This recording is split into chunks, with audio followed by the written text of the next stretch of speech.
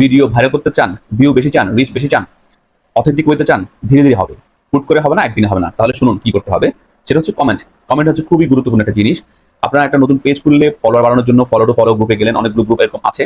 গেলেন, ফলো করলেন। কিন্তু ফলো করলেই শুধু হবে না। আপনি ১০০ জনকে ফলো করলে, আপনার ১০০ জন ফলোয়ার হলে, আপনার যদি কমেন্ট একটা হয় তাহলে রিচ মাত্র ১০০ জনের এগেইনস্টে একটা হচ্ছে। কিন্তু ১০০ জনের এগেইনস্টে যদি ৫০ টা আপনার কমেন্ট হয় তাহলে রিচ অনেক বেশি হচ্ছে। এই কমেন্টটা কিভাবে বাড়াবেন? এই কমেন্টটা বাড়াতে হলে আপনি যাকে ফলো করবেন তার নামের পাশে ফলোতে ক্লিক করবেন না।